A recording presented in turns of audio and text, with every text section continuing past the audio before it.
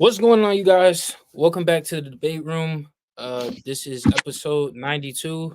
I know you guys haven't seen my face in a while, but it's good to be back. I'm your host, Jay. I'm with my guys, Latif and Max. Y'all say what's up? How's it going, guys? What's up? Oh, let's do it. Late night episodes. Back to it. It's been a while since we did a late night episode, like really months probably, for real. But this used to be our thing, like all the time. So This was school. Yeah, oh, yeah. Freshman year, college, navigating stuff. 10 o'clock, 11 o'clock episodes. I don't know if it was ever 11 o'clock, but I know it was sometimes. definitely was very 11 late. o'clock. There was a Definitely couple 11 o'clock, especially Eastern time. There was a couple 11 o'clock episodes. Okay, yeah. So, yeah, it's been a while since we did this, but yeah, it's been like a year since then. So we came a long way. But Latif, I don't know if you have your question. I don't have a for, question of the day. You know, I don't have a question of the day. I don't have one. But I would like to say first of all, welcome back to Jaden. We is always he miss you lagging on or is it just episodes. me? What'd you say? He's not echoing for me. Am I lagging? No, Am I you're lagging? good. I think it's Jaden. He's not echoing Oh. for me.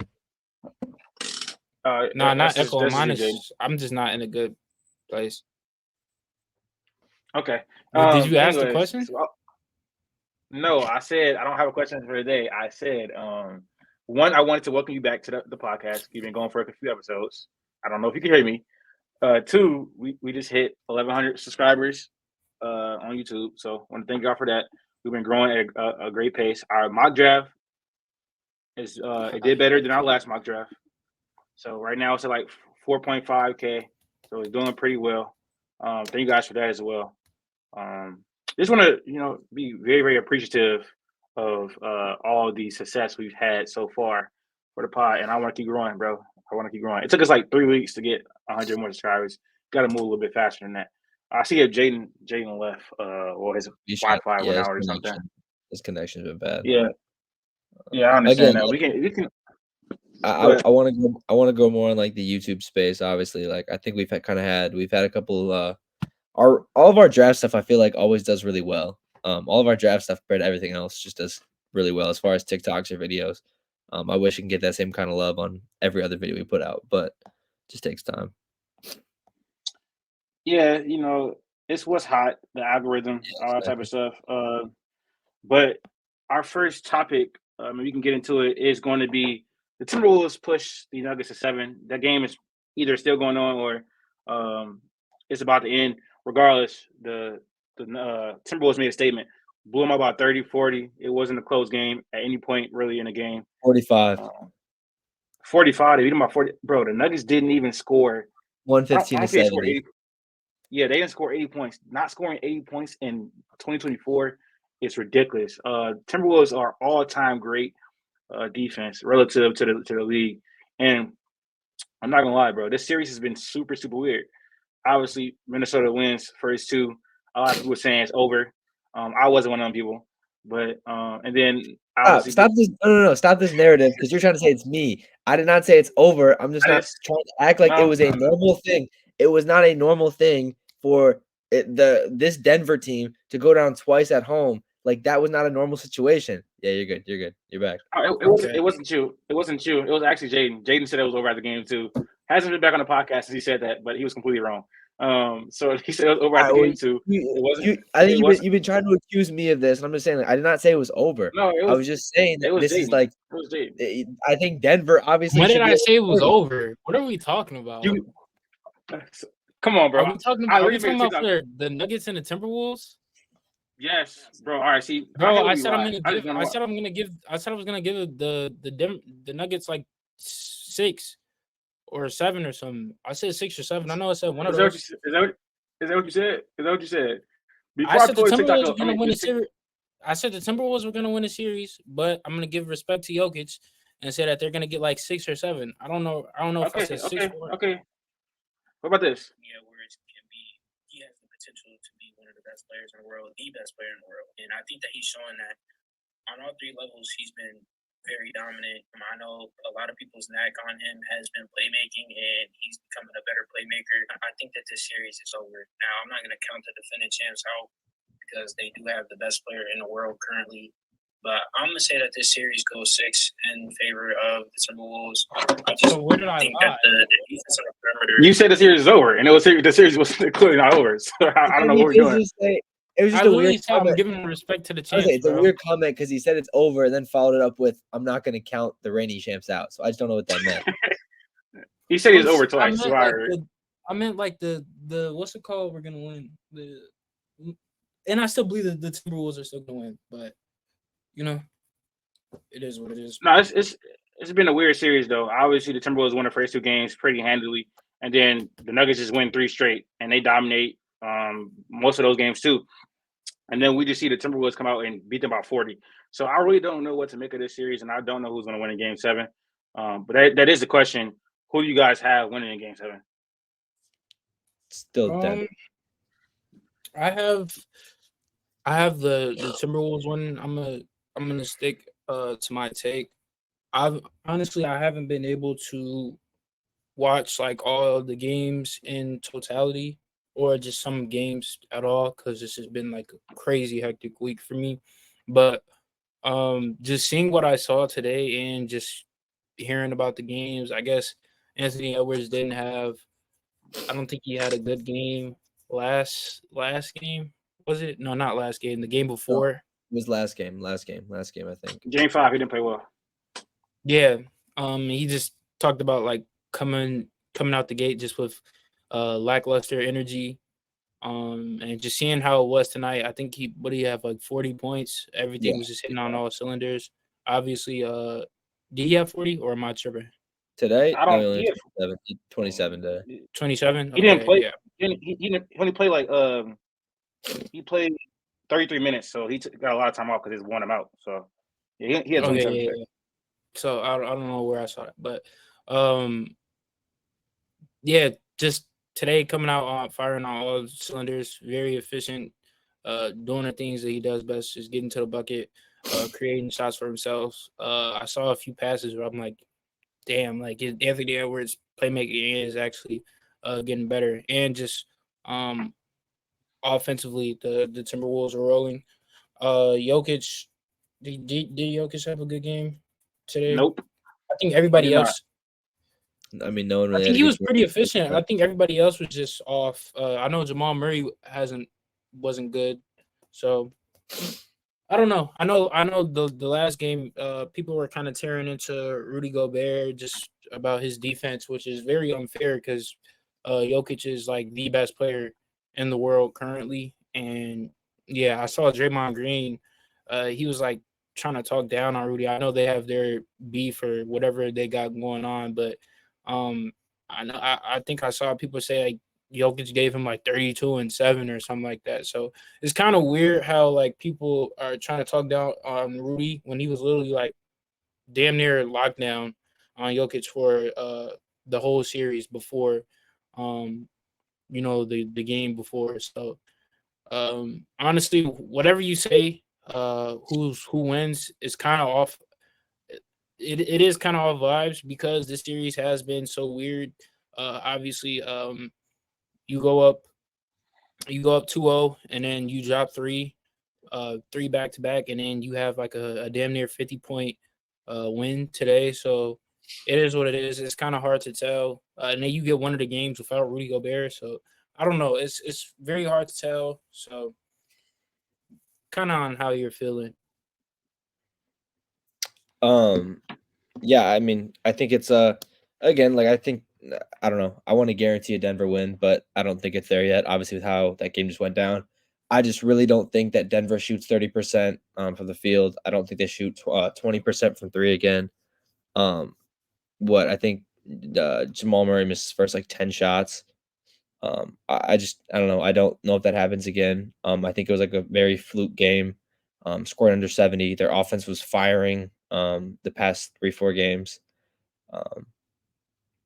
Yeah, I'll take Denver. I think it'll be close. I just think Jokic at home. I don't know. I guess like I picked Denver in 7 for a reason. The series has gone both ways. Denver's look really good. Denver's look really bad. Minnesota's look good. Minnesota's look bad. Like I'm not going to change my take now. So this bad game, bad shooting night. They had shots, they just missed them. So I'm not really going to freak out too much. I'll still take Denver in 7. I'm keeping my pick at Denver in 7 only because when the Nuggets have looked energized and look like they've actually given effort in the games, they basically won them. Over the first 2 games, the strategy for the Timberwolves was to press Jamal Murray all the way up the court, be very physical, trap a lot. The refs are allowing a lot of calls, and then we saw the script flip a little bit in games 3 and 4, where they had Aaron Gordon bringing the ball up the court. They had Jokic doing the high pick and rolls to bring Rudy Gobert outside of the paint, to bring Karl Anthony Towns outside of the paint, and then to free up Jamal Murray so he doesn't have to be getting hounded up the court. And so that was the big adjustment, basically. Just basically in games 3 and 4, all Mike Malone did was have they had Jamal Murray not bringing the ball up the court. They had Aaron Gordon handling the ball. They had Jokic running pick and rolls with Aaron Gordon. So it really paid dividends for the Nuggets. And then obviously Karl Anthony Towns got in foul trouble and both of those games as well, which really hurt them. Tonight, he had 3 fouls before halftime, but he stayed out of foul trouble. And obviously the Nuggets were making shots. But again, I think tonight was just you can chalk it up to effort. And that's not a real analysis, but you can really chalk it up to effort. I think sometimes when you be like the team wants it more, the Wolves, they really just wanted it more tonight. They crashed the offensive glass. They were physical with Jamal Murray. Jaden McDaniels played amazing defense. They sent a lot more doubles like they did in games 1 and 2. And their rotations were crisp. They were amazing. So they were sending – as soon as Jokic touched the ball in the post, they sent a double, like literally. They weren't switching the pick and rolls. They were just hedging and recovering. All of the rotations were they were just great. They were great tonight. And they look like an all-time great defense, which they are. So if they continue that up, it's going to be hard for Denver to win. But, again, I'm just going to put my trust in Jokic at home in Game 7. And I don't think that's a dumb decision to do. If I'm going to go with the more experienced team, the team with the championship already. And if Anthony Edwards just goes crazy like he has in the series so far, then he'll have to just prove me wrong. But I think he can go off. Like Anthony Edwards has gone off in this series, and the Timberwolves still lost. So it's going to be up. It's going to be up to the bench of the Timberwolves. It's going to be up to Cat to show up. It's going to be up for Jaden McDaniels to show up. He had a really good night tonight. Had 21 points. This is the best offensive game he's had of this series, and so they're going to need to count on Jaden McDaniels, Cat, Rudy Gobert to be there offensively. And obviously Nas Reed was great off the bench. And so the benches have also been a big part of this series. Denver's bench outscored for most of the game. It was like 15-0 and before Christian Braun got a bucket. That was a really big thing tonight. So it's up to the benches. It's up to the others for Denver and honestly the Timberwolves. I think that's going to be the main thing. I think Ant's going to get his. Jokic's going to get his. It's going to be up to the others to, decide who wins this game. Because did you say MPJ, Julian Strawther? No, I said Christian Braun.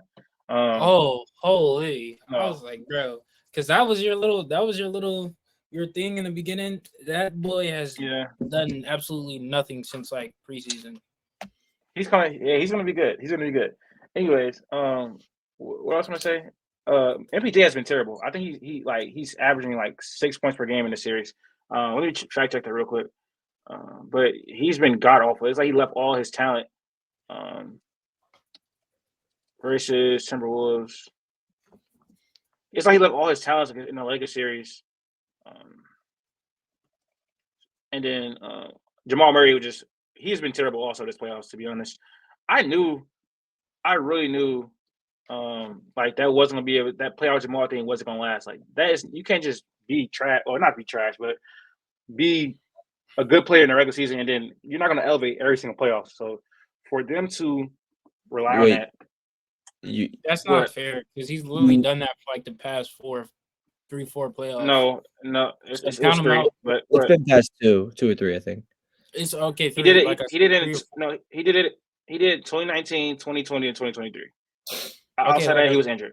Like I said, so 3-4 years he's proven to be a playoff riser. So one bad playoff experience, you can't say he's not. Playoff Jamal Murray isn't a thing. Like that's No, I not didn't fair. say that. I didn't say that. I'm just saying. I don't think it was going to be like that. It's not going to happen every time because he's just not a level of player. He benefits from playing against, playing with Jokic, and I keep pointing it out. And that's how people will just overrate Jamal Murray. But he literally benefits from the gravity, the screening ability, all the attention that Jokic has as the best player in the world, and like literally, and it's showing now because when a team can actually guard that pick and roll, he is getting clamps, and he wasn't good also in the Lakers series when they did a good job against him. Austin Reeves, just his whole job was just guard Jamal Murray the entire series. Obviously, he had some game winning shots, but when I know that the Timberwolves defense is like insanely great, but I just don't think he's faced that much perimeter defense like in his runs. Like like he's faced a few, but like consistently, no. And that's allowed him to get off. He doesn't face like the best pick and roll defenders in the league in the playoffs all the time. And I pointed that out, but yeah, they just can't rely on that every single playoff run. It's not gonna happen. I mean, I think the Wolves are kind of realizing that it's real. Like the first game you take it, nobody really expected them to come out as hard as they did, and then Rudy, the birth of his child, he's gone, and then just to win in the fashion that they did, I think they kind of just were like a little bit lax, and then they dropped the next 3 games. I don't think Anthony out of those 3 games, I think Anthony Edwards only had like one really good one. Like he had like 44, damn near 50, and then others he had like below 20. So I think it was just I think they would just being a younger team, kind of taking their foot off the gas a little bit. But I think today kind of showed like, being in a game 7 type of, win or go home type of situation. They were able to just, put their foot on the gas again. So I think This was game 6, but I know that's what I'm saying. Just a win or go home. That's what I meant. Like their own little like game 7. But yes. the real game 7, next game, I think that they'll be able to, key in like they did tonight. No, it's in a weird series. So I'm curious to know like if I don't think so, but like did they use all their gas on game 6? Probably not. But Nah. just an idea. Nah. I mean, they I call could him see Jamal like a closer game, but all their stars got rest. Everybody, not even just stars, like their regular rotation players got rest. So they call him Jamal Murray an industry plant on the timeline, bro. It's getting crazy. We can. I got a blind ranking for y'all. I was gonna say hypothetically on both sides, Denver loses, Minnesota loses. Both these teams just run it back next year, right? Like, there's not many changes to be made on both sides. I don't think so. I don't think the Timberwolves might. They might because they took the champions to 7 and all that. But why would their team's Denver getting not? pretty. Why would Denver not run it back? I meant the Timberwolves. I meant the Timberwolves. Why would they not run it back? Because again, their team is getting super expensive. It's already expensive though. And I don't think Cat plays best. It's like I thought I heard something that they are wanting DG or something. They're wanting to go in on DG. They do need another point. They need another point guard, but because they extended Mike Conley, so yeah. Like I mean, I'm also expecting Anthony Edwards playmaking like an actual. Well, I'm not gonna say he hasn't taken an actual leap, but just seeing what he's done so far, playmaking. I don't think playmaking should be that big of an issue like it was this whole year. But like that team, Rudy's already making 41. Cat's already got his extension. It's just Ant waiting on his to kick in. Waiting to sign his, I guess. And you got to sign role players. Wait, hold on. To Jaden's point, though, in Game 5, when Mike Conley went down, he looked terrible. Like, Ant looked terrible playmaking. He was not good at all. Because they're saying he doesn't know how to pass through double teams or traps. He can't make advanced reads. He really struggles hitting the roller. So he still has a way to go as far as playmaking. And you don't have Mike Conley out there. Or Is Hallie a good playmaker? Is Hallie a good playmaker? Yes. What is it? What's the I point swear now? he does the same shit, bro. Not Not even to put close. them on the same level. Not to put them on the same level, but he does the same stuff. Like I don't know, Like the navigating same. So through like double what? teams. Halliburton's a better playmaker than Anthony Edwards. Like I By a said, lot. I'm not comparing them both and saying that they're on the same level, but it's a lot of like people who are considered good playmakers who just cannot pass out of the double teams. Like they're just not used to it. So I mean, No, Holly can pass out double teams. He definitely can. In a series every against the time Bucks, he against the Bucks, in a series when he got double teamed a lot against the Bucks, he just wasn't allowed to score. He was making the right pass out of double team all the time. That's not his issue. Holly can definitely pass out double teams. Anthony what's Edwards been can make happening advanced against the reads. Knicks? He's Maybe that's like late he game hasn't been situation. aggressive. He hasn't been Okay. aggressive at all as a scorer. Yeah. So Cat is actually averaging 18 and 9 in this series. The efficiency is Yeah. pretty good. 61, 66, 37, What's his 28. shooting splits from He's had that three? one bad game. Huh? What's his shooting from three? 50, 60, 80. Pretty good. That's how I'm going to chalk it up to. So he's kind of pushing. To all the viewers, my bad, Chief. To all the viewers who are just watching me, just keep touching my head. My retwist lady, Yep. she used some type of gel or something. I don't know if I'm like allergic to it, bro. But I don't know, bro. It's been like this for the past few days. So please ignore that, man. Ignore it. I wonder if the viewers can even see you. The viewers can't even see you, bro. But How blurry it is. Yes. It's not even blurry on my Anyways. screen, bro. That's crazy. Yeah, it's No, blurry. it's blurry on ours. It's blurry on ours. Well, let's move on now. I got a blind ranking of defenders. It's because all the talk has been about Rudy Gobert so far. A lot of talk has been about Rudy Gobert and Draymond Green and stuff like that. So and all these all-time defenders. So we're just Now, talking about yes. like these names got like I'm not gonna lie, it has to be a certain type of defender because you can't have like a great interior guy and then have some. we're just talking about overall defensive ability, like not perimeter, not anything. Bro. Like you can't do that. You can't do that. I accounted for that, bro. I'm not dumb. Anyways, it's gonna be all the same type of defenders. All right. I feel like is it all time or is it current day? No, it's all time. Blind rank these NBA players based on how well they play defense. First name up is Draymond Green. Like we're going I'm gonna right? put him peaks. Put him 3. Put him 3. This is We're all going time. peak.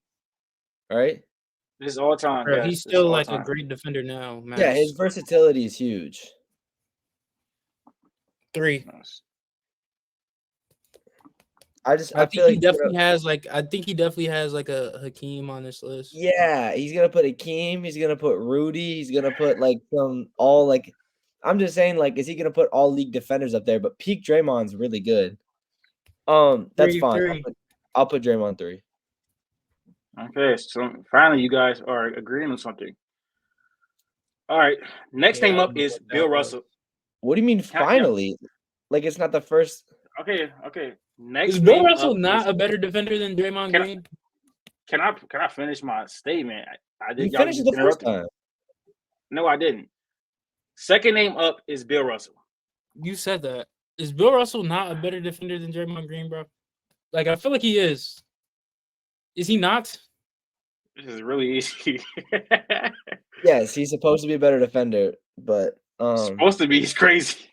I'm just saying a different league. Like it's a different league. I think the versatility of Draymond's there. I mean, we're putting him 2. Are you putting him 2? I think we should have put Draymond 4, Bill 3, then left space, but it's fine. Put Bill 2. Okay, wait, you said 2 as well, Jaden? Yeah. Okay, I ain't gonna lie. Bill Russell has literally he's backpacked the best defense. He's one of the best defense in NBA history players all time. Yes, I know. Bill Russell 3 is nuts. The third Who name said Bill is Russell 3. No, he said y'all should play Draymond 4 and y'all should put Bill Russell 3. it doesn't really get much better than him. So that's just me. But anyways, the third name is Hakeem Olajuwon. Put him on. I was gonna put him on. Yes. He's the best defender ever. That's So, like I thought you put him in there, and I thought you put maybe I don't know. I guess I don't know what other all-time center you put. We're gonna have a perfect list, Max. Don't worry. We'll see. the fourth name is Rudy Gobert. 4. Yeah, 4 or 5. Who do you think he's got 5? Do you think he's got like a I think sneaky he person? has like a. I think he's gonna be weird and say like Wemby. I'm just. He's going interior, so I feel like he'll probably say like. Who's like a great? He'll probably say like Kevin Garnett. Is it crazy? I mean, he's got to be 4. Like the 4 DPOYs is kind of crazy. He'll say like he'll say like Kevin Garnett or All right. I mean, he's not going 5. Anthony Davis. 4. Put Rudy 4.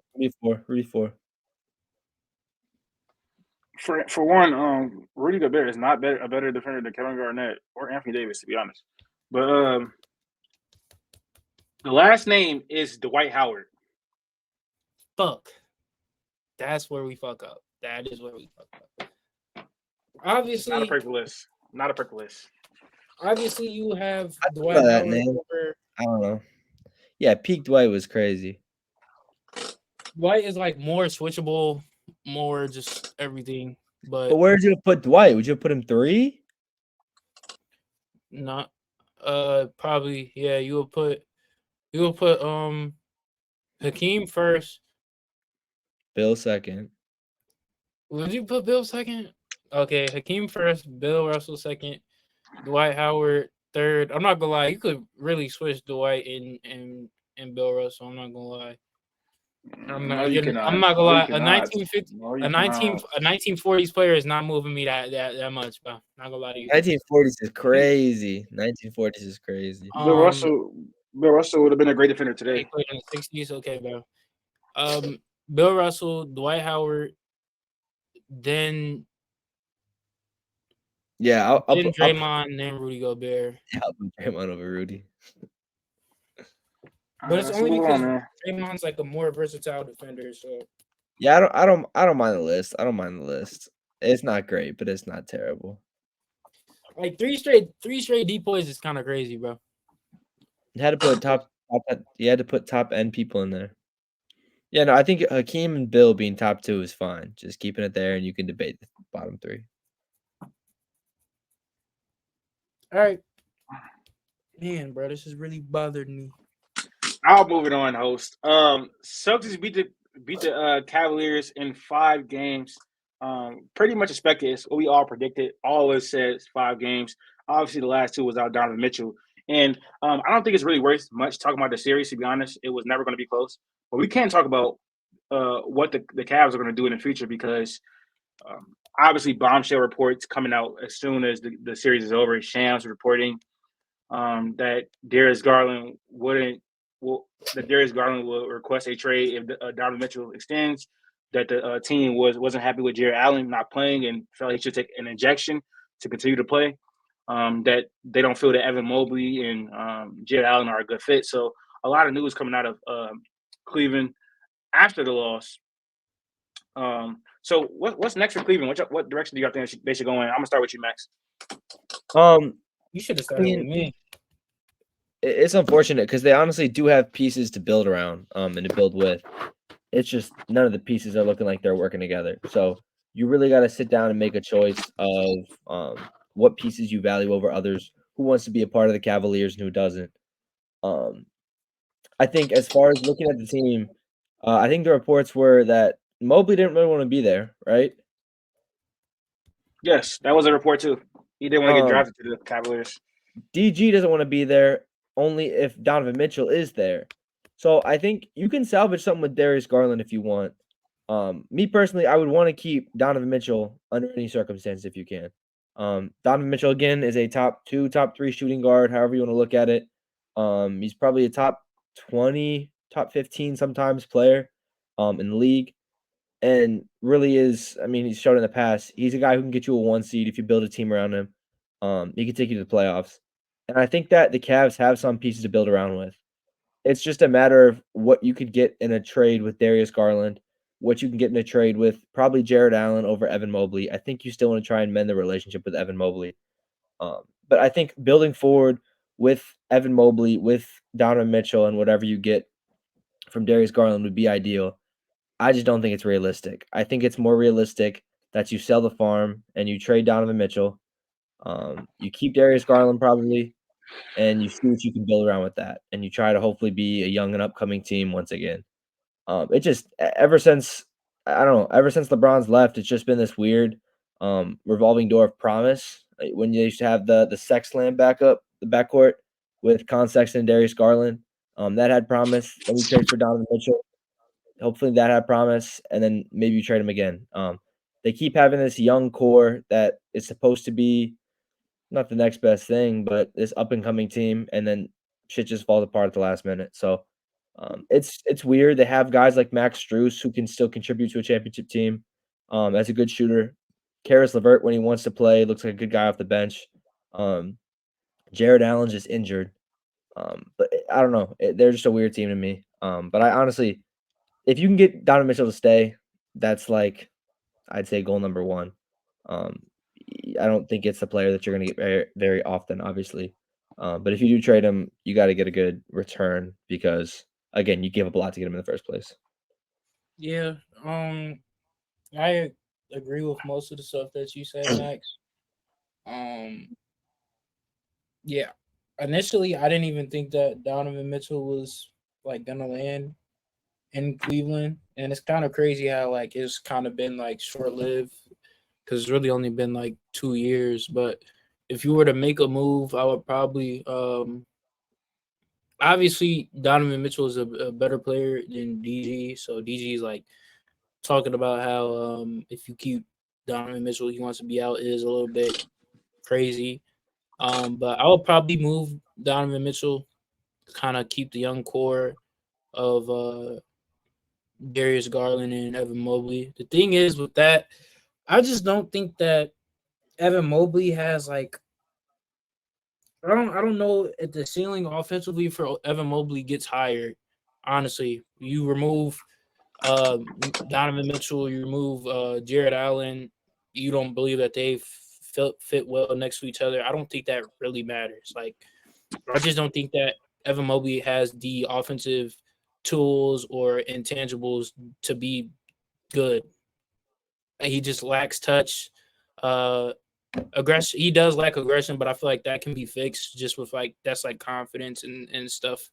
But I just don't think that he has the touch or just skill to put the ball in the basket, and that's just that. So if you're looking for an offensive jump from Evan Mobley, I think it's what has it been like 3 years. I don't see it getting too much better. But yeah, if I was to move somebody, I would definitely move Donovan Mitchell and just keep like the young core, try to build something up. But I don't know if like the whole you talking about like Colin Sexton and Darius Garland thing, like I don't think that fits into like this situation at all, actually. Why? Because like first off, that was like so very short lived, and I don't know if anybody thought that that was gonna be like make any noise like at all. I don't know. They were injured for a lot of it, and I think it was a lot of if they can both stay healthy, maybe they could be this whatever semi decent backcourt in the East. I'm not saying they were going I to win don't know about championships. that. I feel like people thought they were a good young backcourt. DG is I don't think like so.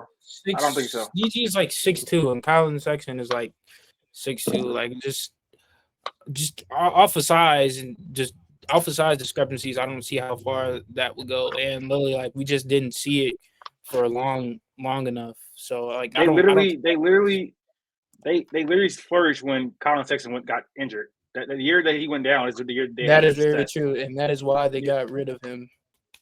Yeah, I don't. That's what I'm saying. I never thought that was. I don't think anyone ever thought that. That was. Colin Sexton till like this year, really Colin Sexton's career kind of just like kind of spiraled a little bit. Didn't really know how to like utilize him on the Jazz.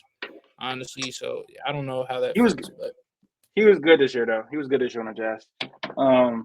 I said that. I I'll definitely did just say that. okay. Anyways, Max, did I not just say that? Max, did I not just say Yes. that? I Okay. didn't say you didn't. Anyways, my cast. I don't know, bro. I've made a whole video on this, a 14-minute video. I just didn't have time to edit it and drop it before the podcast, so I just figured I'll say it on here. But I think if the Cavs can keep Donovan Mitchell, they need to keep him. They gave up like 3-4 first-round picks for him, and obviously a lot of assets for him. So to lose him 2 years later is a disaster. But I don't think they're going to be able to.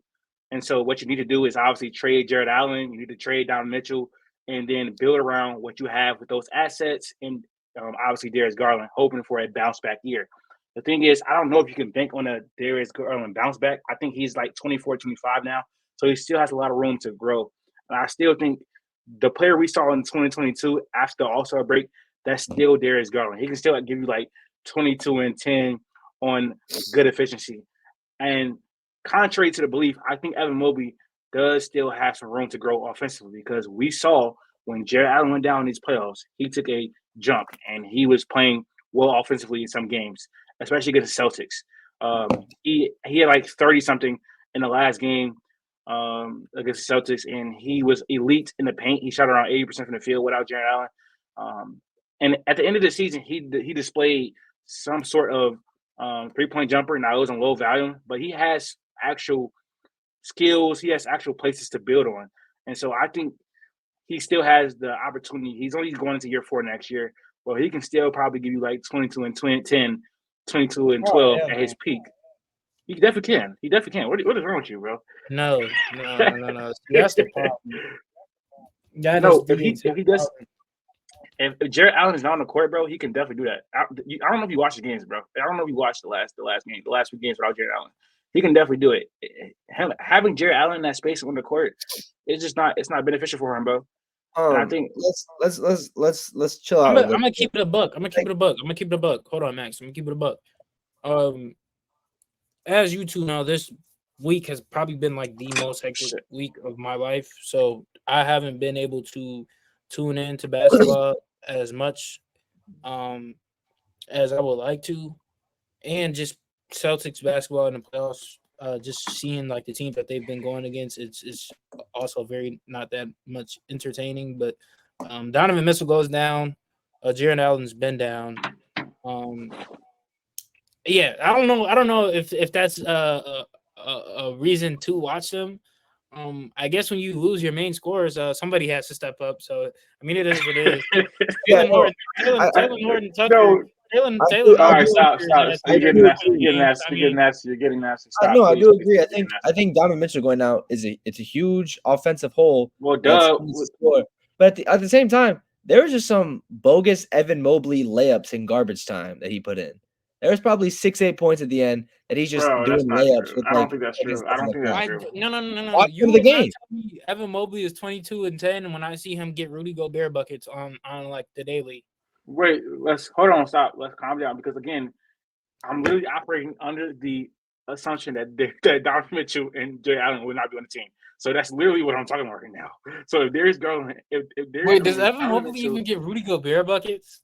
Let's be real. Anyways, I'm done with trolling. Let's be real. If Donovan Mitchell is not on the team and Jared Allen on the team, that opens up his offensive game. That just is how it works. No, because you're getting pieces back. You don't know what type of pieces that you're getting back. This is it depends, but they're not gonna be a higher priority as far as offense than Evan Mobley. None of them are. No. This is a here and now thing. This is a here and now thing. Whatever you get back from Jared Allen, whatever you get back from Donovan Mitchell in this case, you're bringing in some type of production somewhere, and most likely, but they're not going to be offensively. So I don't think that doesn't mean they're going to be a more priority on offense than Evan Mobley. But why are you putting Evan Mobley that high based off the potential that he could hypothetically? If Evan Mobley is your second offensive option, you are in deep trouble. You are in deep trouble. Honestly, if you're a GM with purposely having Evan Mobley as your second option, I don't know, man. They literally were going to make the playoffs in 2022 before when Evan Mobley was a second option as a rookie, bro. What are you talking about? And then they got injured. They were on pace to make the playoffs. They were a top team in the East. How is it different? How is it different? What are you talking about? 21-22 or 22-23? 21-22. And if you think Evan Mobley is the same player he was as a rookie offensively, then you got to watch more, bro. He's again at the end of the season he was shooting more jumpers, and he doesn't have a lot of touch out around the rim, but he knows how to take advantage of mismatches. I'm looking for some 60-foot jumper. I'm looking for a 3-point shot to develop a little bit. But again, he has shown flashes. He had 33 points in games 5. He had 19 in game 4. He had 17 in game 3. Like, bro, and he had 21 in game 2. Like, and they won his game 21-10.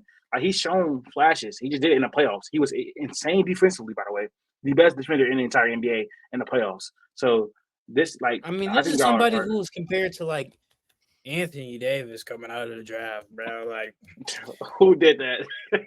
Did you just say? Oh, wait. The Cavs did not make the playoffs in 22. I did not say that. What did you I say? said they were about to make the playoffs before they got injured, bro. That's what I said. Like, clearly. Don't say clearly, because I don't think you. They made the play. They made the play and lost both games. They did not make the playoffs. I didn't say they did. This was a roster with Colin Sexton. This is when they beat the Nets and shit that year. Colin Sexton didn't play. Colin Sexton got injured. He did not play. Yeah, no, this is I'm naming like the main guys. Colin Sexton, Lauri Markkanen, Evan Mobley, Jared Allen, Darius Garland. So I mean, I guess Karis LeVert. I mean, it is what it is. Ricky Rubio, Rajon Rondo. So I mean, I guess. I mean, it's pretty cool. But he can definitely. I think he averaged 22 and 12. Yeah, you said that about DeAndre Ayton and Q. He is not him. He's not DeAndre Ayton. He's better than him already. Anyways, let's build these Donovan Mitchell trades. All right, we're gonna build Donovan Mitchell trades. Y'all in the comments tell us who builds the best trade. So all three of us got to build at least one. I don't care what you're talking about, bro. I'll go. When are still one of my teams? How? No, it's not fair. Because I can't make one with Orlando. It's other teams, bro. It's other suitors. But I think Orlando is like the best. Orlando's my favorite fit. I think they can get Franz. You can do what you want with that. You can get more young pieces, like maybe an Anthony Black, maybe a Wendell if that's what happens. Like, I don't know. Anthony Black and Darius Garland is nuts. Huh? Anthony Black and Darius Garland is nuts. I'm just saying, young pieces you can get returned. You're not gonna get with the teams you're trading with. Do your trades first, or if you want me to do mine first, I'll do it. I'll do mine first. The Cavs. All right, this is what my trade is, man. It's pretty simple. Obviously, Tyler Hero has to go. No creativity in this one. Jaime has to go, and Nikola Jovic. I'm also going to trade Donovan Mitchell. Jovic. And then I'm going to add 2 first-round picks. So the pick from this year, which has to be traded on draft night, and then a 2026 first. And that works. All right. So my trade for Donovan Mitchell is Donovan Mitchell for Tyler Hero, Jaime Jaquez, Nikola Jovic, and 2 first-round picks. That's my trade. That's why I think this is a good deal for the Heat. They do lose a good amount of depth with losing Tyler Hero. They lose a good amount of depth with Jaime Jaquez, and then Nikola Jovic. He came on to end the year and was pretty good for them.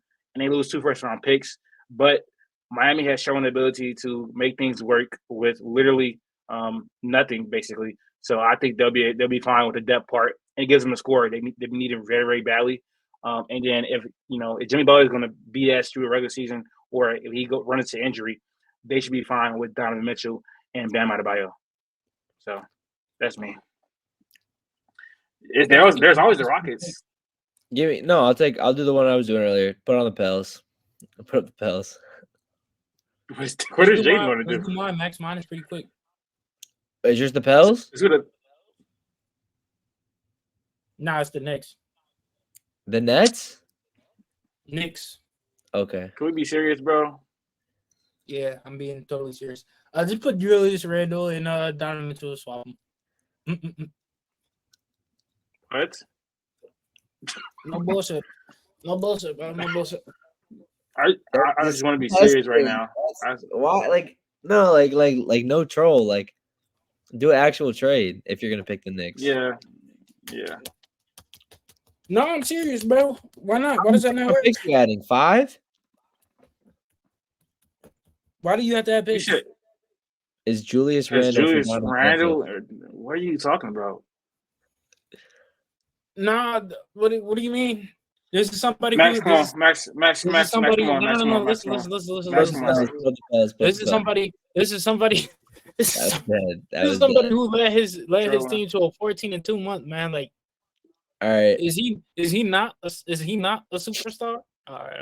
Throw up BI. Throw up Trey Murphy. Trey Murphy. You're an idiot. That's crazy. You got to pick between Trey Murphy or Herb Jones. I'll let Jaden pick. You want Trey Murphy or Herb Jones? Max, you're a damn fool. First off, if you knew anything about ball or anything about the Pelicans, you would. You want Trey Murphy or Herb Jones? Trey Murphy, Herb Jones, and Zion are the untouchables on this team, buddy. So if you have to include Trey Murphy or Herb Jones or Zion, the trade will not. I don't think a trade works another way. If you're getting Donovan Mitchell, are you really saying Trey Murphy's untouchable if you can get Donovan Mitchell? First off, who has ever projected Donovan Mitchell to the Pelicans? And that's not what we need. King of the fourth quarter. Kenny Beacham. Look at his newest video. Right. Because I'm listening to Kitty. First off, bro. That's disrespectful. No. That's crazy, actually. No. No. If I'm telling you, well, there's not a lot of Pelicans fans, but I'm telling you, Trey Murphy, Zion, and Herb Jones are the untouchables. If you have to include them in a trade, the trade is not happening. For Donovan Mitchell. Yeah, I agree. They're not going to trade Trey Murphy. Those are the three that is the future of the Pelicans, bro.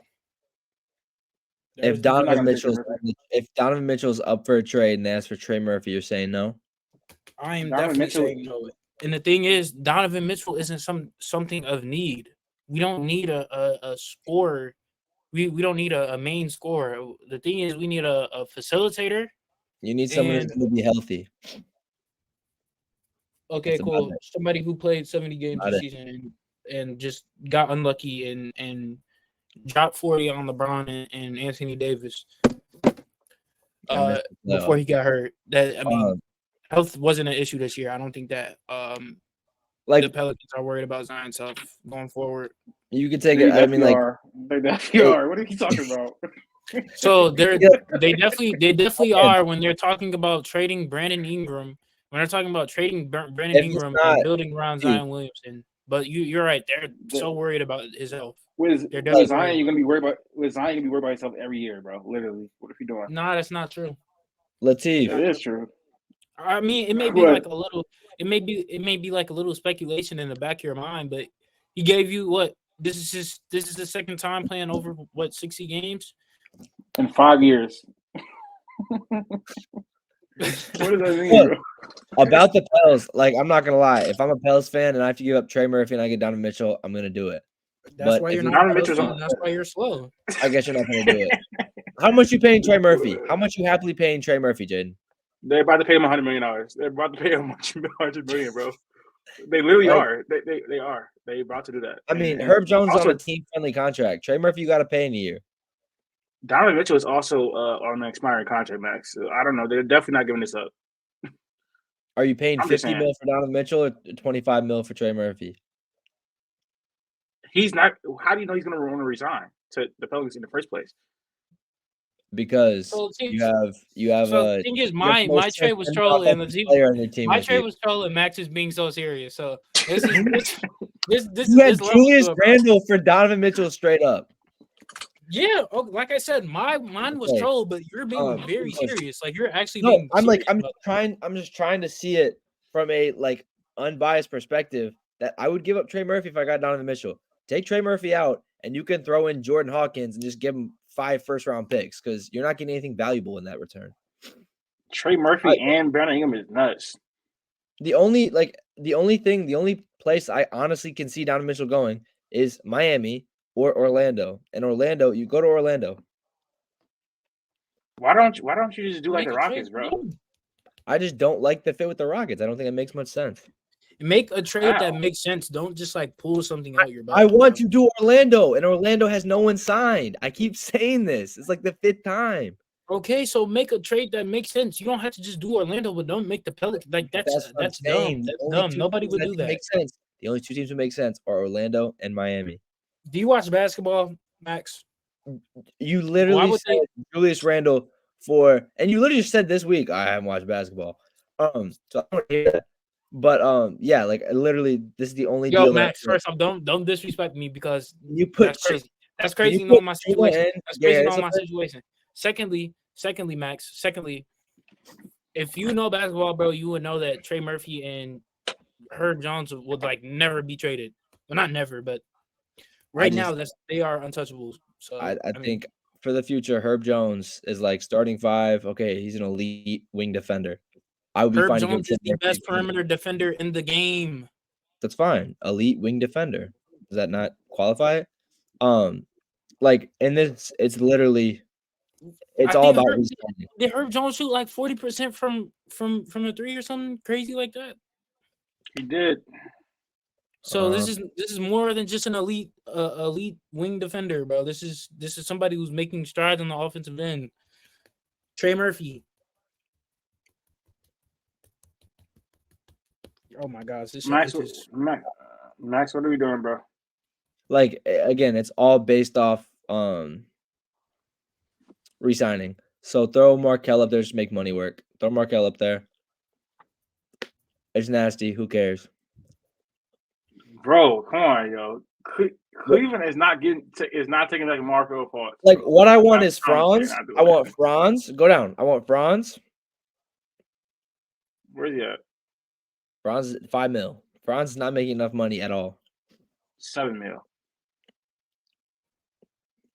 The Magic have cap space, bro. Do they not? Not that much, I don't think.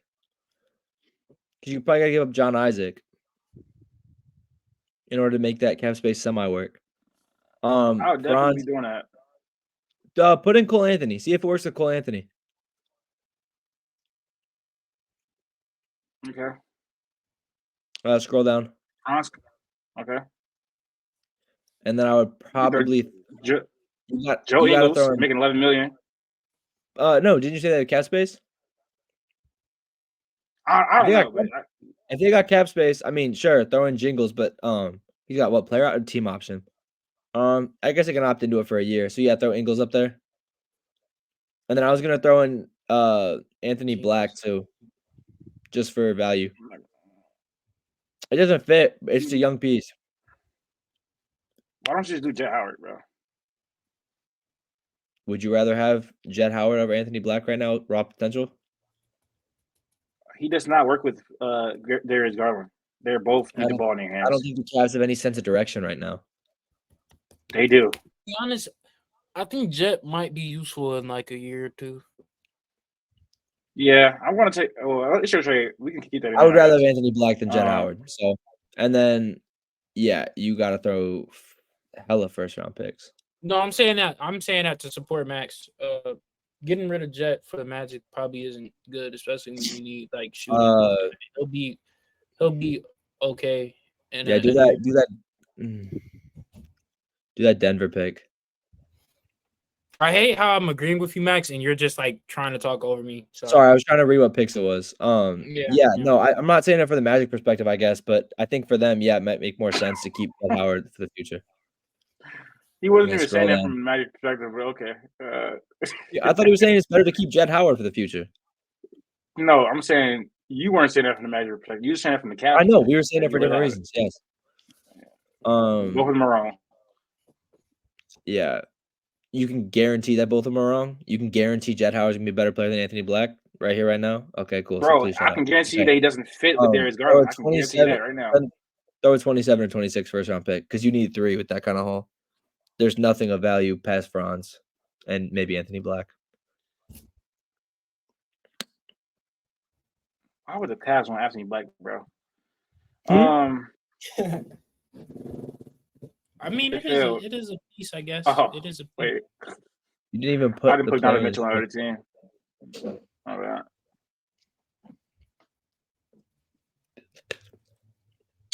This episode is getting long, bro. We need to hurry this up.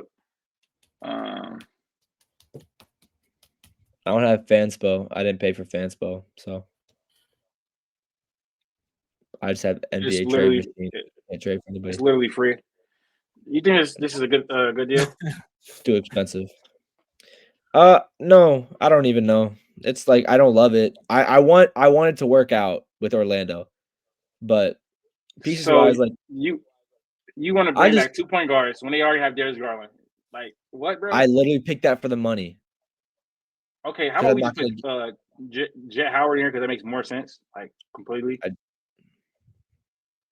Because why would you be getting back 2 more point guards, bro?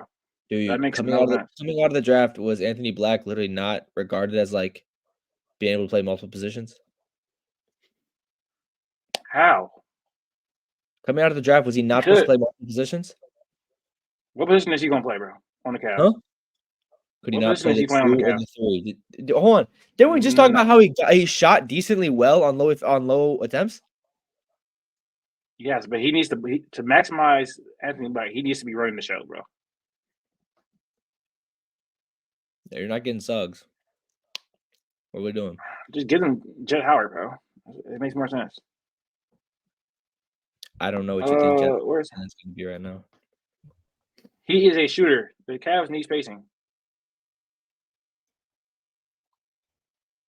This makes more sense. They can ship Cole. They can try to trade Cole Anthony. See who wants him, or just bring him off the bench as a backup point guard. It's like, yeah, Joe Ingles an expiring contract. You got to resign Jet Howard. Cole Anthony's Cole Anthony. He'll be a decent backup one. I don't know what Jet Howard is. Can you say your trade for the TikTok, please? Yes. So, my trade, I have Donovan Mitchell going to Orlando.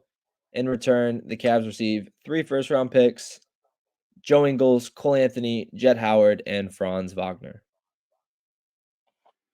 I think that's a much better deal than Anthony Black, just considering they just don't need another point guard. 3 more or 2 more.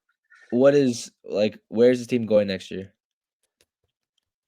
They're literally going to retool around Darius Garland and Evan Mobley. I don't know how that's so hard to do. An 8? They're gonna, a 9? No, they're probably going to be a playoff team. That's a play-in team, brother. I don't think they make the play. Team. It is. I don't think they make the playoff. I don't think they make the playoff. No, they can. They can. With the assets they get back from please let me know. Are you better than Boston? With the assets they get back? Are you better than Boston? No. Are you better? You're accounting for assets that they get back. You're not better than New York. When we were talking about Mobley offensively, we weren't talking about the assets that they get back. They're not gonna be prioritized more than Devin Mobley offensively, bro. What are you talking about? Look, I honestly don't think Franz is gonna lift them to a playoff contender. I don't think Tyler Hero is gonna lift them to a playoff contender. Like look at all the playoff teams. Who are they better than? Especially if you give Donovan Mitchell. If you trade Donovan Mitchell, be better than the Pacers. No, they wouldn't be better than the Pacers. They're not going to be better than the Pacers, buddy. That's disgusting. That's horrible. Who can? Who can? What are you doing? And then the Heat. Well, I don't know. They wouldn't be the AC anymore. Well, in your trade they get Donovan Mitchell too. So now they're much better than an 8 seed. So you're not beating them. And then also the Sixers will also be higher again. And the Magic are still going to be the Magic. Yep. Like the Celtics are still going to be the Celtics. They're not better than the Bucks. They're not better than the Bulls. Let's be serious. They would literally probably be like the 7th seed, bro. I don't know what y'all talking about. They would literally be the 7th seed. Give me 17 better. Give me 17 better right now. 17. Boston, New York, Milwaukee, Orlando, Indiana, Philly, Miami. Easy. That How was many is so that? easy. How many is 1 that? Boston, 2 New York, 3 Milwaukee, 4 Orlando, 5 Indiana, 6 Philly, and 7 Miami. Easy. Okay, so they'd be the 8th seed. And I give think me that another they're team to be better than them. competing with Atlanta. They're competing with No, Atlanta. they're not. No, Oh they're my not. gosh. They're Trey Young says they're they're not. easily competing with Atlanta. No question. He's not gonna. He probably was not gonna be there. If He's probably not Chicago gonna be there. rolls out the same team, call me crazy. They're competing with No, they're Chicago. not. Toronto? No, they're not. Let's be serious. Scotty Barnes is better than anybody on the Cavs. Bro, Darius Garland will be better than Scotty Barnes next season. What are you talking Scotty about? Barnes could literally be better than DG. He could, but it's not no clearing, bro. I don't know what you're talking about. Like, stop. I honestly guarantee Who's Scotty better right Barnes. now? Scotty Barnes. I Darius guarantee Garland? Scotty Barnes will be better than Darius Garland next year. He may not be, bro. I promise you. The Raptors are going to suck next year. You're really trolling right now. The Raptors are going to be a lot better of right now. Scotty, who's better right now? Scotty or DG? Scotty. DG had down year. Give me Scotty. Easy. Yeah, he's better right now. We're trolling right now. If we Bro, think that bro the had Raptors are better than the Bro Cavs. had a Mickey Mouse 2022. Why does this Cavs team? He was good last year. Why is this Cavs team like a top 6 seed? Does he not? Does he not benefit by being next to Donovan Mitchell though? They'll be. He was great without Donovan Mitchell. I don't know what you're talking about right now. But leading you to a top 6 seed? No. He can be. They can be like the A seed. They missed the playoffs last time that happened. They got injured, bro. I don't know why you keep saying that.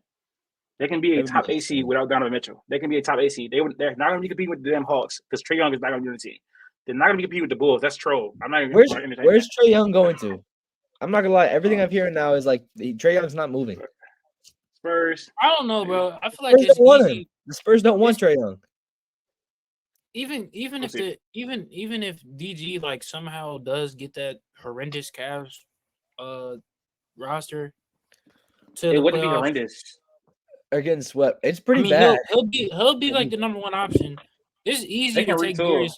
It's easy to take Darius Garland out of a series. Like we've seen it. With size, he can't do. With size, he can't do anything. No save. So I mean, it's pretty easy. Wasn't funny.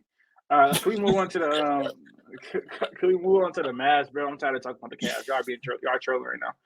They'll be a top A seed. They'll be a top A seed. I don't think you were trolling by saying that they're better than those 7 teams. All right, I didn't say that. All right. Let's stop the ruckus. You literally said they'd be a top 7 team, so you have them better than one of those 7 teams. You saying they're better than Indiana? After you never. That's nasty. No, they could definitely be better than Indiana. I don't know what you're doing right now. Silence the ruckus. The Mavs go up on bro. Who are they playing? The team that swept you. The Thunder. Yeah. Oh my gosh. Brain fart. Mavs go up 3-2 on the Thunder. What game 6 is in Dallas. In Dallas, right? Mm-hmm. Yeah, I don't know. The series kind of has been like flip-flop a little bit, but I just don't think that Shea and the Thunder are just particularly ready. I just believe that they're too young. And I know Latif, I think I saw that you said that this morning or something, and it kind of made me like confused because the other day when Shea had 31, like he always does, and he just shot like an ill-advised attempt at the end of the game, and I said, bro, Shea's not ready. And it's moments like that just show that he's not ready. And you're like, bro, he just had 30 points. Like, no, you can obviously tell, and it's not just about points scored. When the game comes down to the wire and he makes ill-advised, or he takes ill-advised shots or attempts stupid things, or just you can tell when a team just isn't ready, like just off of I don't know, just off of game tactics or just mental. I don't even know the right word, but I just don't think that they're ready. I think they need a little bit of experience, need more time under pressure. I don't know if you lift weights or anything like that. Time under tension, and then they'll be able to grow, maximize their Bro, my Are you head is done? itching. I Are can't you even done? think. But yeah, Please. go. They just need more time, Okay. bro. They need more time. And there's times like this where clearly you did not watch. You clearly didn't watch the games because first of all, one Shea did not have. I don't think he had 31 when they in Game 5. He definitely didn't. I mean, Game 4. Was it Game 4, Max? Yeah, it was. Game 4. He definitely didn't have 31. You're referencing a shot at the end of Game 3. Shea is That's the what only one that looks. I didn't say a particular game. I literally said it was one game where he had like 31. Okay, that's game. Right, that's Game 3. So you just use that to say that Shea's not ready. Shea has been the only person. That's in when this I series. said he wasn't ready. That's when I said he wasn't ready. Okay, and that take is stupid because Shea has been the only Thunder. He has been the only Thunder player in this entire series that looks like they're ready to be in the playoffs. Is that not true, Max? Yes or no? That's definitely true. Bro, just because you're scoring offensive, it depends. Oh my God! I don't know if you know this. I don't know if you know this. But when it comes down to when a game is in the balances and it comes down to a wire and it's at the end of the game and you make dumb decisions and you shoot dumb shots and you just don't make the right decisions, then that just shows that you're not ready. Was it dumb when he scored 8 straight points and scored 14 points in the fourth quarter to help them win Game 4? Was that dumb? Because what are you talking about? That makes no sense. Was I referencing that game? Was I referencing that game? No, but your point doesn't apply to. Your point of him being not ready is stupid. He's the only Thunder player that seems to be ready for the moment. He's averaging like 31, 8, and like 7 on amazing efficiency in this series. He's the only player that looks ready. To be fair, I definitely don't think that Shea is ready, but I also just said like the Thunder. I also said the Thunder in totality. How isn't Shea ready? How isn't Shea ready? How isn't he ready? That makes no sense. Like I said, you did say that he's been disappointing though. What you mean? You said what, Max? Latif did say Shea's been disappointing. Is that a point in the game? Huh? Is that a point in the game? You just texted. You texted a little bit ago. About when we talking about the 1 seeds. You said, but Shea has been disappointing. I'd be mad at that personally. No, I meant everybody but Shea. Oh, everyone. Yeah. Okay. Yep, everyone but Shea has been disappointment. Shea hasn't been great this series. So nobody expected Thunder to. Also, go back to our last video because I thought I tried to say that he's like actually arrived and has been playing good. Maybe it's because I said it was a playoff performer and you said that wasn't true. But I said Shea's been playing good. And you kind of rebuttal against that. I don't think we get. I wasn't saying he hasn't been a riser because the Pelican series does exist when he was mid. So there's that. But he wasn't great. Anyways, I want to say the Thunder came into this playoffs just basically they needed to figure out what they needed to build on in the future, and it's very clear now. Their offense is extremely predictable. They just do a lot of drive and kicks. They do a lot of guard-to-guard screens to get the center out of the paint, to make the defense shift, to do all that type of stuff. But it's been extremely predictable, and the Mavs have schemed against it greatly. Like they just do a lot of peel switching. Derek Lively does not leave the paint. They just letting them shoot. They are targeting players to let shoot. They're targeting Giddey. They're targeting Dort. They're letting those type of guys shoot. J-Dub has been terrible in this series. He's been really, really indecisive. He's only shot 3 catch-and-shoot threes through 5 games of the series. So he's been doing a lot of pump faking, a lot of mid-range shots that haven't been going his way. I think he's shooting like 30% from mid-range. The Thunder clearly need an actual point guard, and I've been saying this. They clearly need an actual point guard because at times Shea is very slow in his decision-making out of double teams. And that was supposed to be like Giddey, but again, he's terrible at basketball. So Giddey could not be the point guard that they needed. So they needed an actual one that's terrible at basketball. He's terrible at basketball. He's actually a good player. He's actually a good playmaker. I mean, is he not? No, he's not. Because to be a good player, I mean, because his obviously he can't score, so like yeah, it's a little bit it's a little bit harder for you to you can't necessarily be especially in this day and age, you can't necessarily be like a top or even like a very effective playmaker when you're not a scoring threat. But he has just off of his passing ability and decision making, you can't say he's like not a good playmaker, I guess. His no, decision I don't making, think he is. It's not especially good at all. see, like, and again, I've come full circle about this. And again, the regular season is the regular season, but it is playoff time, and we do actually have a chance to make some noise. We've had a chance this playoffs, and yeah, I think sometimes when he's just in transition, like it looks like he's playing another sport. Sometimes, like the decisions he's making, sometimes just like the clumsiness on the court, like he's just not looking like he's there mentally. So it's just he's got to like I don't know if it's like a maturity thing, but like mentally he just has to develop like just some sort of calmness in like some of these plays because it looks like he's just freaking out when he touches the ball, when he shoots a shot. He was going up so soft with some of the shots in I think it was game 4. Just going up so light with everything. You don't think that's And mental? huh? You don't think that's mental? No, That's what I'm saying. no, It he could be. sucks.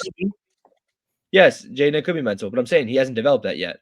So, and I don't know if he will right now. I think it's all mental. I mean, a lot of the stuff that we've been seeing with Giddy, I remember it was like a running joke when he got drafted.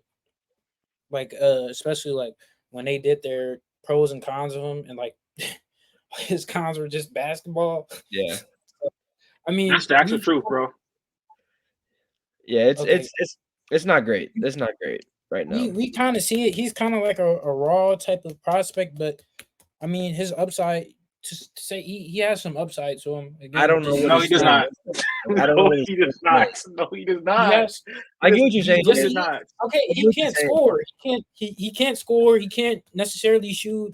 I mean, putting the ball on the ground and attacking, like it's just not good for him. I get what you're saying. What are you saying? No, he does not have upside. He has no upside. He has no upside. No. I think he cannot defend. He cannot shoot. He cannot score. His passing ability is, I would say, is untapped because of his deficiencies when it comes to like being a threat to scoring the ball. But obviously, like, you're not developing in the playoffs, and for how much of a cone he is on defense, it's like, why is he in the game? Like, you're not in the playoffs to develop your game and to kind of go from there, try new things. Like, I mean, the trying new things of inserting Isaiah Joe didn't work. I mean, I know everybody wanted like Aaron Wiggins, but it's a different try new things. That's we have no other option. We have to try new things versus Josh Giddey just doing some weird stuff. My biggest gripe with this series is that like Dagnall's talked about it in these interviews and stuff. Like, we're living and dying by the 3, and like just it's been 2 games now where we've died almost. Like game 4 was terrible. Game 5 was terrible. Like, we did not shoot good at all, and we luckily got a win in game 4. But like again, like Isaiah Joe, Lou Dort, like guys who normally Jay Will for that matter, like Chet even sometimes. These are like good 3-point shooters who are just not hitting their shots at all. And like it just looks like, especially when Shea's the only guy scoring, we have 2 offenses, and that's 3-pointer or Shea takes the ball in for an ISO play. And like there's nothing in between. So I think team needs to develop in some way. As far as emerging that second star, if it's a Giddy playmake, I guess, but like it's just like Dagnall's gotta, and again, I'm not like doubting his basketball IQ, but gotta figure out a way to get somebody else incorporated in these playoff games to where it's like there's more than just 2 ways to score in the basketball. Even fast breaks are we used to. Dagnall is the coach of the year. I mean, obviously these guys know way more than what we know. So 100%. I mean, a quick fix of just inserting Aaron Wiggins is on a surface level, outside on the outside looking in, maybe like that's the fix. But what if it's something that he sees that he just knows that that's not going to work? And then Aaron Wiggins. And then secondly, I think they said that was like Josh Giddey's like first game of coming off the bench. And yeah, I mean, I don't know if benching Giddey was like the right move. I mean, you don't definitely necessarily was. It definitely you don't was. He was necessarily terrible. have to do that, bro. Like if something's not working, you can just He was make terrible. a He's been terrible the entire series. Why would you not bench him? That makes no sense. he has been terrible this entire season, but you can I mean not the entire season. This series, he was actually pretty decent in against the Pelicans. I don't think Giddey's the reason we're losing though, Latif. Like I'm not gonna lie, I don't think Giddey's the reason we're losing. He's definitely one of the reasons. Thank you. He's definitely one of But the like reasons. he's not Thank the you. sole And reason. if he's not the such a sole reason. problem, you don't necessarily have to start him off on the bench. Like just shorten his No, minutes. he should not play. shorten his- He should not play. He should not play. They lose his minutes they always lose his No, minutes. There's no again- point in having him on the floor. Again, He we should have a not- serious. Who should take his we still have a minutes? Who serious- should take his minutes, Latif? Casey Wallace, Isaiah Joe, and Aaron Wiggins. It's clear. Like, but that's what I'm saying. I think like with that logic, I think it's just like our season is like you're kind of ending our season, like because there is nothing else we can do. We have a gap in that size. What? We at a serious size disadvantage, and our shooting is not good. And I don't think just playing the bench players more and more and more is going to be the thing that saves us from the season. Max So, is playmaking good. You Is cannot- playmaking good. I mean, no. Sometimes No. it looks like we can't do anything. No. And Giddey is You're not saying providing any Watch playmaking the either. teams versus our teams. I mean, we should have predicted this. I mean, I feel like it was times where we talked about Shay's playmaking, and the answer was just he's so great of a shot maker. It's like I didn't think that it would literally be Shea on a pedestal and everyone else is like literally trying to get double-digit points. Like it's just not working at all. And we've still been able to put 2 games together. But yeah, I mean, size is a big issue. Not getting rebounds and shooting is like our 2 biggest things right now. It's like we are shooting so cold for the past 2-3 games, and we just can't get a rebound. And first of all, Latif, the conversation we had about Chet being the best defender on our team looks terrible right now because every other play is a lob. He's been the best defender. Bro, that's not Chet's fault. Oh my God. I'm just saying, like, that's not Chet's fault. That's the weak side defender's fault. Huh? That's not on him. I'm just saying, there is zero protection on anything. Everything's at the basket. Oh my God, that's a terrible take. Everything's That's a at the terrible take. basket. Hey, the lob is not Chet's fault. He is literally hedging on the screen. That's the weak side defender's job to I'm just bump saying. the low man. What are we talking about? That's The not lobs Chet's look fault. Why are terrible. you It's bitching? fine. The lobs look terrible. Fine. That's not on Chet. That's not on Chet. We are getting dunked on by PJ Washington. Luka's in That's the lane. not on Chet. I'm just saying, where's Chet at for anything? Kyrie's in the Bro, lane. he's literally guarding the pick and roll. Luka's in He's the guarding lane. the pick and roll. What do you? He is guarding the pick and roll. Sometimes there's no What do pick you and want me to do? roll. Sometimes Kyrie just drives. No. That's a terrible take. Those Kyrie never lobs are drives. not on Chet. Y'all don't have any size. And so the weak side help is never good. That's the problem. And they're exposing that because Luka and Kyrie are great playmakers. Those lobs are not on Chet. Chet has been a great defender this playoffs. I'm saying That is I'm not just terrible. saying the He's the lobs. best defender. He's the best defender on our team.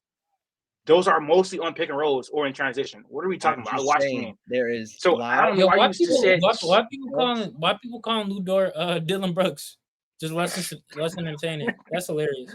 because he literally cannot. His offensive game is trash. It's just been like every single play. It's like it's the past Blaming 2 Chet games. is ridiculous. Blaming Chet is ridiculous. He's been one of the best defenders in this playoffs. Max has been by far the best defender. I think Lou Dort is up there. Lou Dort's been able to hold Luka until last. Chet is the better defender than Lou Dort, bro. I don't know what you trying to push this. He is, bro. I'm sorry. Max has never been a fan of Chet, bro. We can rewind the tape. We can go back. I like Chet. I don't like it this narrative. He's lying. He's lying right now, bro. Just tried to blame the lobs on him. That's crazy. That was like that just almost. No way. I'm not gonna get into it. That was ridiculous. Anyways. All right, let's move on. Let's move on. We can move on. I was gonna say something, but go ahead. The real is good. It's almost midnight. The real JB drops 44 to take a 3-2 lead over the Pacers. Of course, you kind of had that 2-game win streak.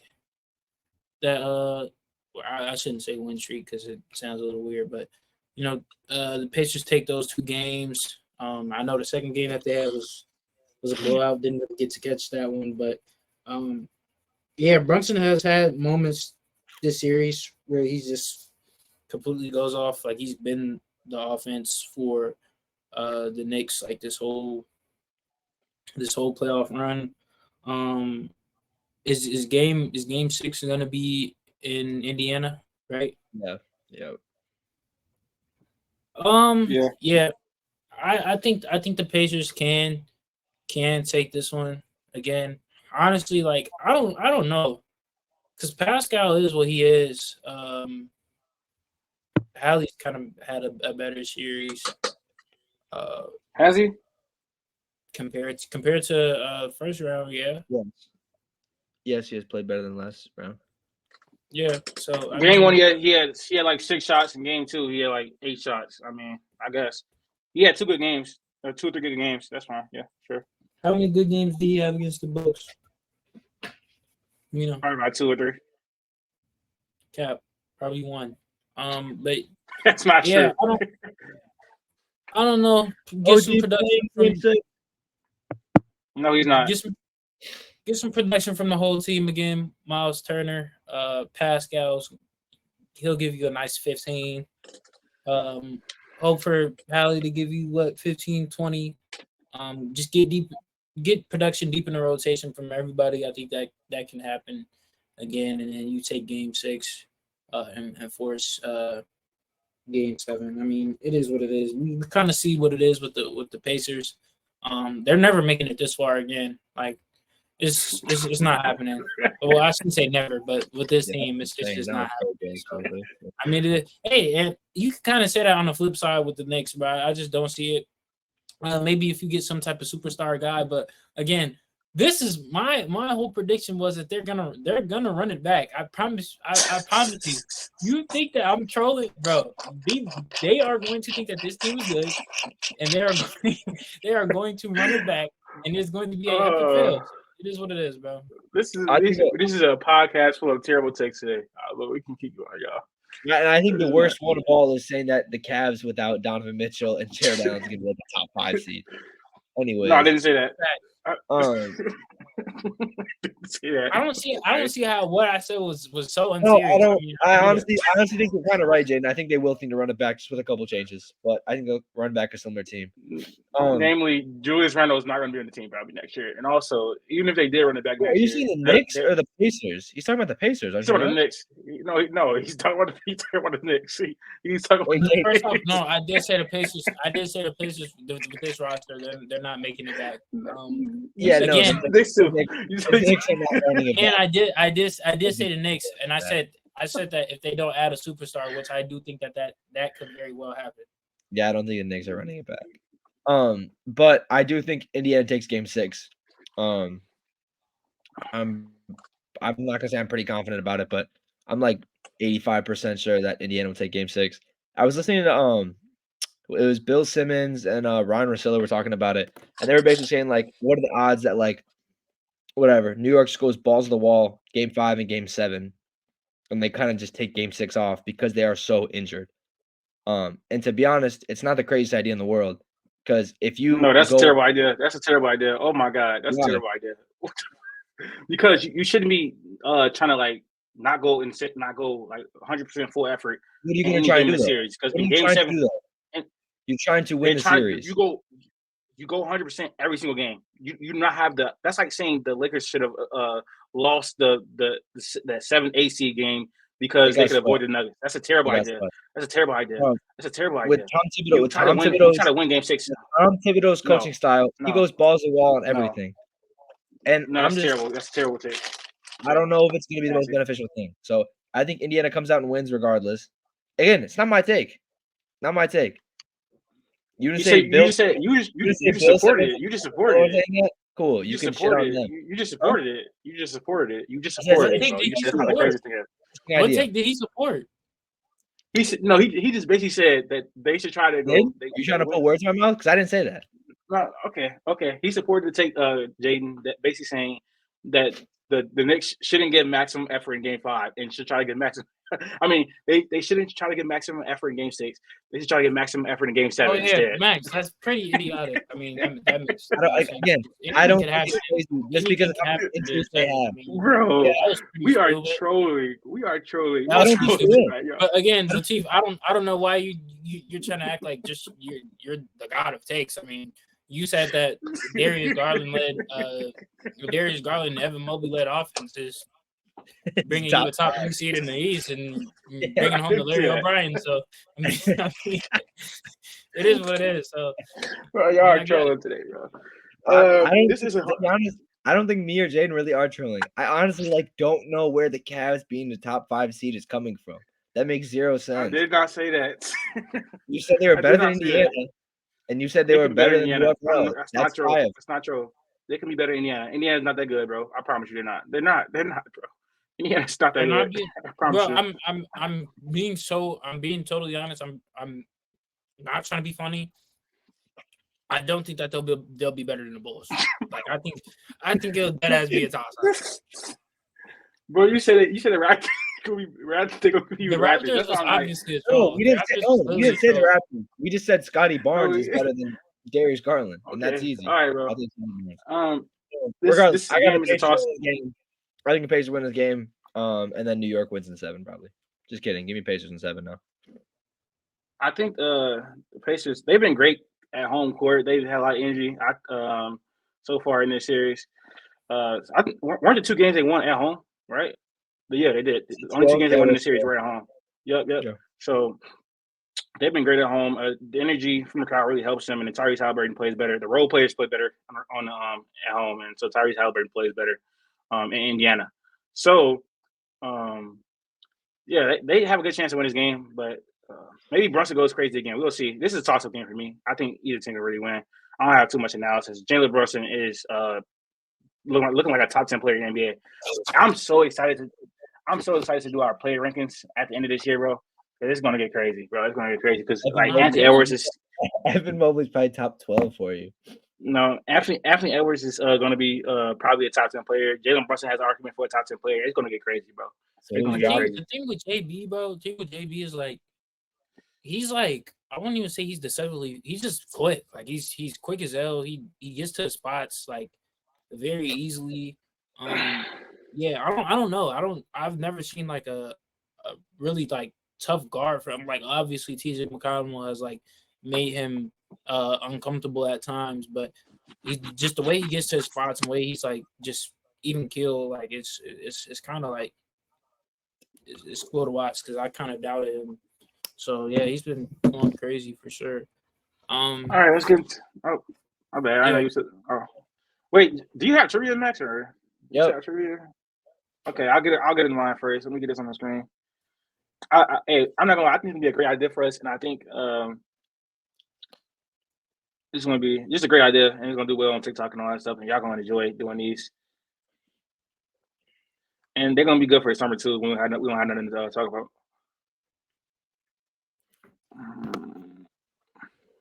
All right, bro. This might be the only serious thing we get from this entire episode. Look at Latif just acting like everything he says is just... I agree. Okay. Guess the NBA player based on their career path. If you're watching the video, comment your guess in the comments. Did you say you came up with this idea? No, I did not. Never said that. I thought you said I came up with a new idea. I was like, this has literally been done a million times before. I didn't say that, bro. I guess some guesses. Jaden, could you possibly turn your camera on, or you're not gonna be on the TikTok? I thought he just left. Pelicans. Yeah. He's currently in the league right now. No, he's retired. Right. I think I got it. He's not retired. I think I got it. He's not on the roster. Right? Okay. What is it, Max? Is it Austin Reeves or Austin Rivers? It is Austin Rivers. It is Austin Rivers. Good guess. I don't know how you just pulled it out your ass, but I guess I didn't. That's a pretty easy one. Okay. Hornets, Clippers. I should have said that before. Oh, this is an easy one, and then took a long time to guess it or something. That's Jaden thing. Do you not next have team, another man? one? I have another one. Is he currently in the league? Yes. Don't ask any more questions. Currently on the Clippers. Don't ask any more questions. No, don't ask any more questions. No, you need to know this. No, don't ask any more questions. You can figure this out without asking questions. I mean, I guess. He is currently on the Clippers, yes. I just say he's still in the league. All right, I got it. Is Jaden going to do one, or is this the Max show? Facts. Take a seat, boy. You're not gonna guess. Hold on. Or Let me think, bro. Damn. I think I have it. I don't know. Let me think. Okay, so it's not Paul George. It's not Kawhi. It's not PJ Tucker. Let's be serious. what? No, I'm thinking of people on the Clippers. Not Terrence Mann, not Norman Powell, not Zubac. To be honest, I'm blanking on who's on the Clippers right now. Shit. Can I give him position? What position is the Max? I'm pretty sure it's a center, is it? Yep. Oh, okay, yeah. Daniel Tice, but when did he play for the Pacers? Recently. Last year. Oh, okay. Actually might have been this year too. I think it was Loki this year. He got traded, yeah. He got traded He got for bought Pacers out. this year. He got bought out then this year too. Yeah. I don't remember. It is him being Daniel Tice. Yep, it is Daniel Tice. He obviously started with the Celtics, went to the Bulls for a minute, went to the Rockets for I think only one season. Been bounced around the league, but yeah, the plan for the Celtics twice should have gave it away. Not many people do that besides like Al Horford. But I'm gonna make it hard next time. Pause. And I was gonna do like another player, but I didn't want to. Yeah, why didn't you do too it? difficult? No, I was gonna do like more challenging players. Like Bro said, "Is this the Max show?" Like he don't try to make everything about him. Yo, I'm sick. Anyway, I don't know what that meant. All right. Anyways. All right. My trivia. Oh, I didn't know you had trivia. Got you. Me either. I literally said this in this. If you read the topic list, you could say that. What is your trivia? What is your trivia called? You asked me earlier on this episode, and I said yes. What are you talking about? What is your trivia called, bro? I don't know. Anyways, I'll just say, and you can put up whatever banner you want. This season there were 4 NBA players who have won an NBA championship and an NCAA championship. Who are those 4 players? Al Horford. Who did Al Horford win an NBA championship with? Oh, you said NBA championship? Oh shit. Christian Braun, bro. Christian Braun is one. I forgot you said that. Okay. This season, one player. No. So this season, one player got waived earlier on in the year. One player won the championship, but I think was only on the championship team for the playoffs. I think he was on the G League, D League team for majority of the year. What the hell? What is your question? There's 4 players who have a ring in the NCAA and in the NBA currently, or who played this year. Okay. One player hasn't played a little bit. He got waived. Oh, Jordan Hawkins. Who did Jordan Hawkins win a ring with in the NBA, buddy? Oh, okay. I'm starting to get it. Yeah, Bro, one what? should be easy. There should be one easy one. Okay, who's won rings in recent? Who's won rings? The Warriors, the Lakers. Oh, Anthony Davis. Anthony Davis is the other easy one, yes. Yeah, that should kill a line. All right, last 2 are tough. Here you go with this weird trivia, bro. I just can't. Mario Chalmers. You should get the one player. The one player, he got waived this year. He's been a journeyman. He's got a couple rings actually in the NBA. That does not help me. I'm not gonna lie. He got waived this year? Yeah, he got waived on October 31st, and the first game was on October 24th. So I'm counting him as this year. Danny Green. Oh, no. Danny Green. Danny Green. There you go. Good pull. Yeah, he went on USC. I remember that. Last one. Toughest one. Can I get some help? Oh my god. Can I get some help? Jesus Christ. You got 2. Oh my god. I think I could give you the team he played for, and I just don't even know if you'll know. Okay. I know this player. I've seen him play twice now. That doesn't help me. I don't know what you've seen play. He went to college in a school in the Big East. UConn? Or there's only been 2 champions from the Big East in the past couple of years. So UConn and Villanova.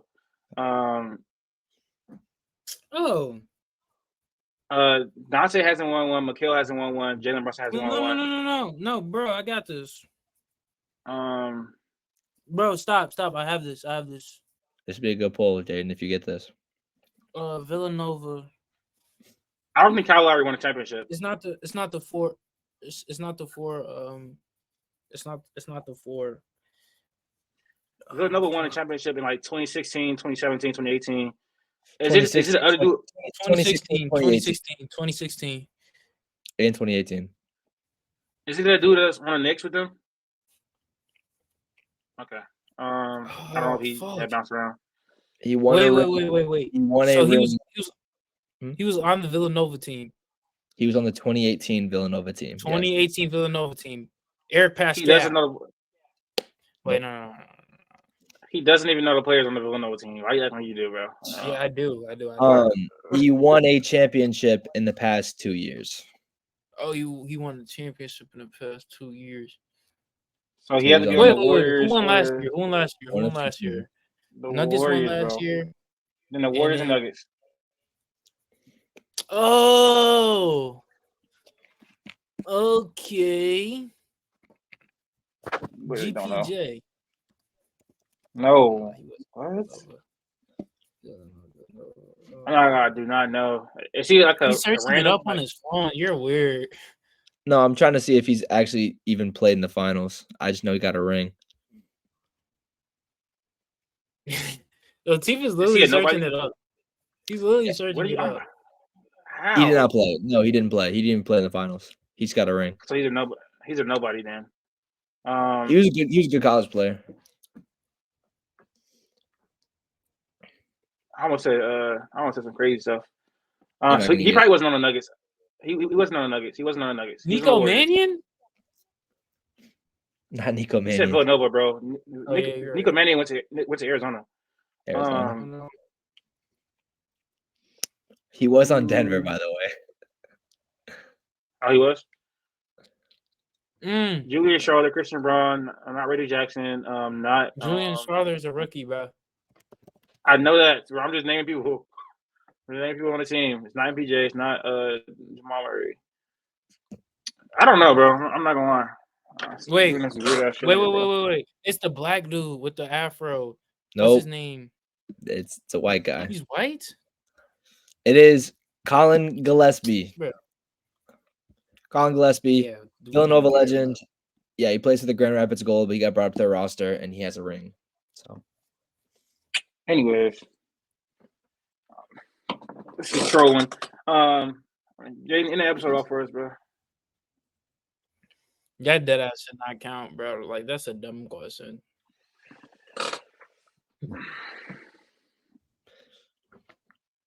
Jaden, are you going to end the episode off for us, or do you? It's in there. You might have to do it, bro. My Wi-Fi is not good. All right, y'all. Thank y'all for watching the video and all the support. We are going to be out. It's really late. I got to go to sleep. So, love y'all, man. We out.